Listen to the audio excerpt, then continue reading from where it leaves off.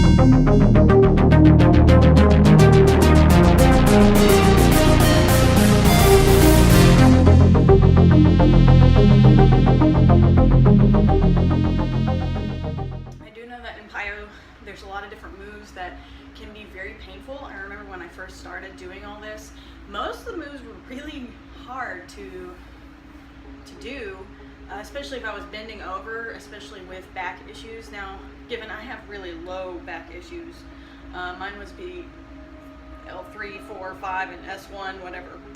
I had 5 of them, remember, so I'm used to the pain pretty much to the middle of my back and down. Now it radiates mostly below at the bottom. Sitting's difficult. Walking or standing straight is difficult if I don't stay active. Yesterday was a really, really bad day for me. I took a rest day since I haven't had one in 2 weeks, and it was really a horrible decision, and I don't want to do that ever again. If you have sciatica, if you notice, sometimes whenever I do child's pose, I'll kind of do a modified child's pose. That helps whenever you're losing circulation in your legs. Like right now I'm sitting on my feet, my legs, my feet, whatever, on my knees. And after a while most people will lose circulation by sitting that way, but for me, just doing child's pose, my legs will be numb or hurt, and I can't do child's pose because it doesn't help me, it hurts me more. So you'll see how I do a modified version of it, which is kind of up on my feet. So it's like, it can be like this, it can be out more, whatever you prefer. Toes up, toes down, whatever it may be, that's still a modification that you can do. Sometimes I will just kind of stay up like this. It's kind of like you're going to do a camel, a yoga pose. I can't do that very well either. I can do it better now. It's not in PIYO, but it's something else that you can utilize. It can hurt your back if you don't have strong core muscles, so I don't recommend trying camel unless you have strengthened your core, and core meaning all of this in here. Other moves you'll see where I'm kind of up stretching like this, and I will point. It looks silly when I do this, but it's the truth. You want to kind of stick your chest out like you're walking around like a duck, and that is going to keep your back flat. Example. Make sense? That helps this back here, and if you're too weak in the back yet to do that, then you can always bend your knees. It might help, and stick your butt out a little bit more. Sometimes I kind of have to come up with a curl. You'll also notice in some of my videos I'll add in a random cat-dog move. Cat, dog. Okay? That helps to reset my back wherever it's at. If you're doing a move and it hurts just a little bit, sometimes that's okay. If you give it a second, it's almost like your body will adjust, but don't push too far. You'll notice in some of my videos where I'll start something and then I progressively move into it a little bit because it might hurt a little bit at first, but not a lot. If there's a lot of pain, don't do it, back off. I don't suggest that at all, but I know that just by pushing a little bit through some of my pain, it's helped immensely in my own self-growth. Again, I'm not a doctor, that's just my own personal experience with this. So another thing at the end of PIYO Sweat, she tends to do a lot of the runner stretches throughout this whole workout. It's a lot of these, and you'll see me often try to tell you to, again, stick your chest out. It's better for you in the move, and you want to feel a stretch right here, okay? Another thing is at the very end, like I said, I put my foot down, and she tells you you can stretch any way that you want, but I tend to find that I want to work on my back a lot more, so you'll see me touch my hand beside it and twist, because that works this lower back here, okay? So same thing on the other side,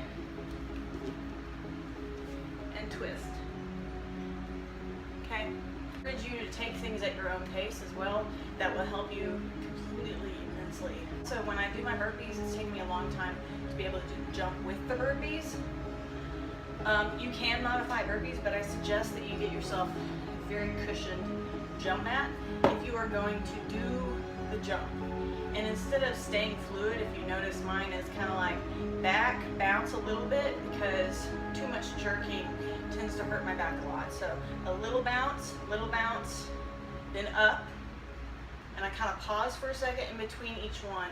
You may not be able to notice it because of the fast movement of my videos, but that's kind of how I work. I think I pretty much covered everything. Again, overall, I think that it just takes a little tweaking on some of the stuff, and if you can't do it just yet, I know it's hard to humble yourself and be like, I can't do it yet. But yet is the key word there. You may never be able to do it, and that's a very humbling experience. The first time I did really try to get into PIYO, it was very difficult for me, and I got frustrated and I cried during it, or I got upset and I'd want to quit and I'd mope, and I just kept at it. Do not be scared to modify, because I modified for months.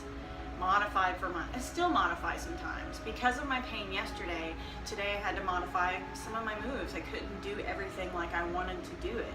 So I greatly encourage it. If you look at the 3-point balance, the one that she has you basically in a downward dog with one leg in the air, that's something I couldn't do in the very beginning. If you look at some of my old videos, it's not something that was possible because of my sciatica, my nerve always being pinched, not being able to move. And it's crazy if you don't have something that's broken in you, that you don't realize how your body's like, nope, you're not going there. Nope, you're not going there. Sorry, can't do it. But just try it, keep at it, and keep going. I do know that it's taken time to extend up more. It's taken time for me to go back into the pigeon pose, and be as flexible as I am now. That's not something you can do with sciatica at all. So be aware that it takes time to grow from it, and you may not be like me. You may not get there, but it's taken me months to really get there. I've been doing PIYO again since last October or November, and it is October now, so probably about a year. It wasn't until about April that I was really doing well and thriving in it. It took me a long time. You have to tweak it in the kitchen and you have to tweak it in here. I mean, that's just kind of how it works. But don't give up. Like I said, I'll show you this. This is how I've grown. 3-point balance was like this. Now you're gonna feel in this leg pull, okay? But now I can do a lot more. And now I can do more. That's not normal. So give your body time to adjust. If you were awesome before, you're still awesome. But if you were super awesome before with your fitness and you're not all that great anymore, or you quit and you fell off, don't give up. Baby steps, and humble yourself, because ultimately this is your life and you're not competing against anybody but yourself. So it's taken me a long time to grow and to improve on my own stuff. So don't give up, keep at it, and take every single millimeter to heart, because it matters. Coming from someone with 3 millimeter and 28 millimeter herniations in her back, every millimeter matters. So take it, run with it, keep trying. Don't run. It's probably bad for your back if you have back issues or sciatica. Anywho, so have a wonderful day. Thanks for watching my channel, and I hope you keep at it. Keep rocking.